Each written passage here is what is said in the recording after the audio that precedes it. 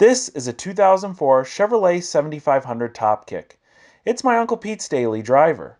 Growing up in Detroit, he's always been into muscle cars and currently owns a 1994 Corvette ZR1 and a 2002 Camaro 35th Anniversary Edition. One morning in 2012, Uncle Pete unexpectedly added another ride to his garage. Early that morning, I checked my business machine, and it just so happened that as soon as I heard the woman's voice saying from the Medford Youth Hockey Association, I kind of like put two and two together. I said, no way. And then when I listened to the message, actually it was my caller ID, then the lady said you had won the car. And this is what he won, a 2012 Ford Shelby GT500 Mustang. Now, these GT500s actually have more horsepower, more torque than the current GT350. They're two totally different cars. This is a drag strip car. The GT350 more of an autocross car, but this may be one of the last big V8s we see with the supercharger bolted on top, as most of these cars are going towards smaller engine displacements with a lot of forced induction behind them. Uncle Pete told me he's entered hundreds of car charity raffles over the last several years, but nowadays he looks for ones with a specific type of prize. Now the raffles I like to buy are ones with cash money and they give you a car, so you're able to pay the taxes. And that's the problem with the tax situation. And that's important because a lot of people think you win a car. Right. When you won this car, you didn't just get the car. Yeah. What did you have to do? Well, basically, I talked to a gentleman the following day. He went through everything to let me know that this was not a hoax, that you had won a car. And he put me on to another gentleman that had won it the year before. And, you know, he instructed me, and then I had to wire them the federal money before I took possession of the car. So that's one thing people don't know, that you got to pay that up front before you receive any acknowledgement or paperwork that you won the car. We'll talk more about the taxes in a minute, but I can't resist. My Uncle Pete gave me the keys, but told me I had to tell you this first. Now, before we take it out on the road, we have to remember Uncle Ben's famous line, with great power comes great responsibility. You see, a lot of Mustang owners have either never seen a Spider-Man movie, read a Spider-Man comic book, or they just never got the memo, because opening these cars up in first and second gear can be a little bit sketchy, especially with the traction control on. And I know that because I bought a very similar Shelby Mustang right after my Uncle Pete won this one right here. Let me tell you guys about it on the road.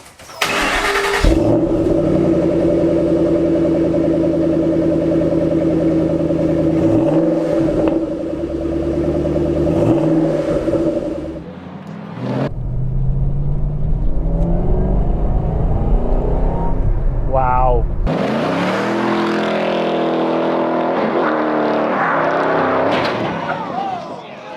So that was just a joke. Obviously that didn't happen. Although I think it's funny, and hopefully you did too. My Uncle Pete's reaction was not the same, and I wish I would have had the camera rolling for that. Anyway, let's get back to our drive. All right, so we are setting off in the 2012 Ford GT500. Now, I know there's been a lot of reviews on this car, but first things first, it's amazing, and it's one of the reasons I love this car so much. You can just drive it really like a normal car. The clutch is one of the easiest clutches I've ever felt.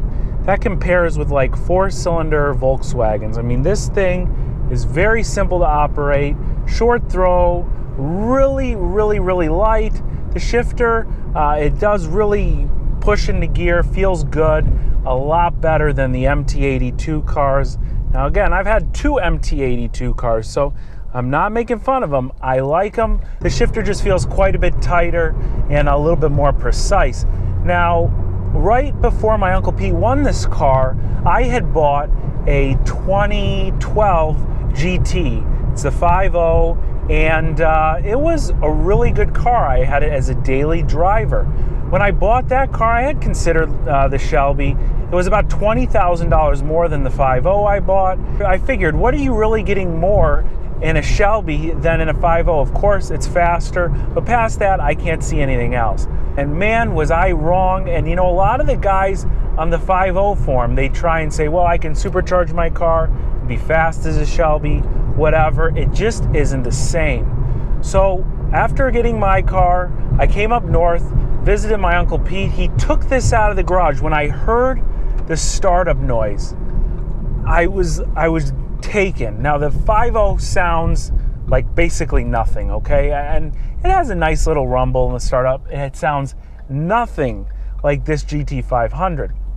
I told my Uncle Pete, we have to take that car for a ride right now. He goes, well, you know, we'll take it after dinner. We'll go do this. And I said, no, please. Can we just take it down the street real quick?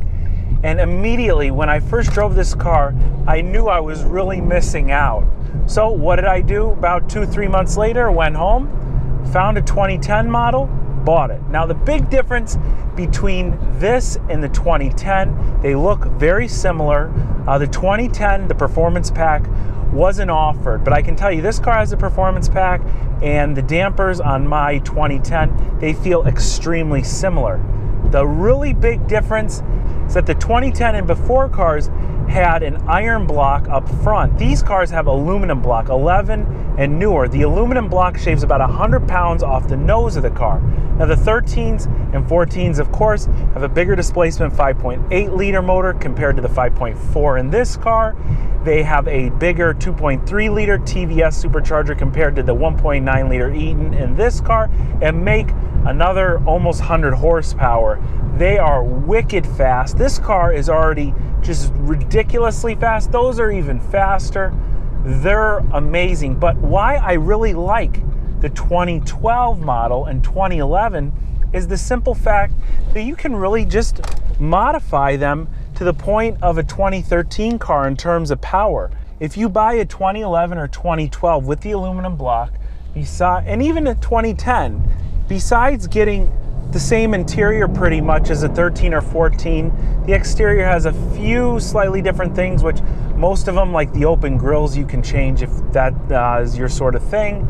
But just buying the TVS supercharger from the Ford parts counter, it's a couple $1,000s. You change that, you change the supercharger elbow, and you can do an intake, a pulley, or whatever.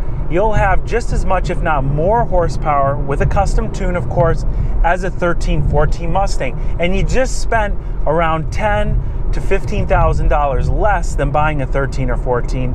You're gonna get that same visceral experience. These cars are amazing. But remember, it is a Mustang. It's not like the Corvette I drove yesterday.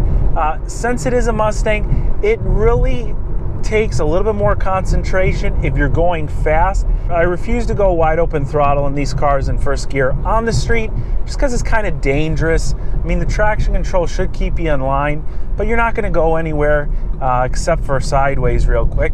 And they have a ton of power. The Shelby is great because you can drive it fast when you want to. And like right now, I'm in 5th gear. We're turning 1,200 RPM, 40 miles an hour. Besides the road noise, you can't hear any exhaust note, you can't hear any engine. And then when you want, you drop it into 3rd gear, and then you get that awesome noise that you really only get from a Shelby. These cars just pick up speed so ridiculously fast. Right now I got both hands on the wheel, nose is pointed straight. And I mean, we're already going too fast for the road, and it's just an unbelievable feeling. We'll get one more nice pull-in before I bring it back to my Uncle Pete. Looks like we're clear. Let's do it. All right, so the other thing you could do is rev it out in 2nd gear a little bit, so we're in 2nd gear, but don't go all the way down on the floor, because when you do that, that's full boost like I'm in right now. Holy jeez, oh my gosh. This car is ridiculous. And I like it like that. And now let me answer the question you've been waiting for. How much did it cost when my Uncle Pete won this Shelby GT500? When you win something with a substantial cash value, like a car, the government looks at it as almost an income, part of something that you've earned that year. In this case, this car retailed around $55,000. Now, the place that raffled it off, Medford Youth Hockey Association, they paid around $50,000 for the car. We'll use $50,000 as our basis for this calculation. Now, before the car was released to the winner, my Uncle Pete, he owed the Raffle Association his federal tax bracket percentage of the car. So it's $50,000, and I personally don't know my Uncle Pete's tax bracket, and I don't think that's an appropriate question to ask. So we're going to go with around 20%. It's a figure that a lot of people use. You can adjust this for however you wish. 20% of $50,000 is $10,000. Right off the bat, before he could take possession of this car, he had to send in $10,000. Now, the other tax that's due is sales tax. If you went and purchased this car for $50,000, in my state of Florida, I owe 6%. In the state of Michigan, as far as I understand, it's also 6%, or right around there. We're going to use 6% as our basis. It might be more, it might be less, and in some states, they don't even charge sales tax on cars. Very few states, that is. So, we're going to say 6% of $50,000. We'll do the math. That is $3,000. Right now, we've got $10,000 plus $3,000. We're at $13,000, but we're not done. Michigan State has a state income tax, and that is 3%, as far as I know. I hope I'm right on that. Wrong. That is absolutely wrong. Proved over and over again. Wrong. He actually had. Your state might or might not have a state income tax. 3% of $50,000 is $1,500 for a grand total of $14,500. Now again, this is a rough calculation, but it's darn close to what you would likely pay if you want a car with the value of $50,000 like the Shelby GT500. Don't forget, on top of that, anytime you register a car in any state I've ever heard of or been in, you pay a fee. That's usually a registration or a title fee. Those are extra couple $100 here or there. Some states, again, more or less. But with all of this information, you should be able to calculate how much it would cost for you to win a car like this. Now, it's not abnormal for someone to take out a loan in order to pay for the taxes and fees to win the car, and then turn around, sell the car, pay off the loan, and keep the cash earnings. In some cases, some raffles will give you a cash substitute for the car, usually a little bit less than the car's value. And also, some raffles will throw in the cash amount required to pay the taxes on the car. Now, if you get the cash amount plus the car, you're not going to just pay the taxes on the car and just use that cash. You're also going to get taxed on that cash. In the case of the Medford Youth Hockey Shelby Raffle, they only offer you one option, that's the car. And if it were up to me, car or nothing, I'd say I think I'd take the car. Now, I hope you guys enjoyed the story of my Uncle Pete, who I'd like to extend a very great thank you for allowing me to drive this car, and also the Corvette I showed in the video before. If you haven't seen it, click the link above. It's a really great video on a really iconic American supercar. As always, if you have any questions about anything I've said in this video, or any questions at all the information to contact me is in the description box below. Feel free to leave a comment, tell me what you think about this Shelby. Let me know if you've ever won a car. Thanks a lot for watching, and I will catch you very soon. How many tickets did you buy to that raffle? 2 tickets, I think. And how much did they cost? $25 a piece. So if you only bought one of those tickets, It would have still been a winner. you still, okay, Right. the confidence, Right. right?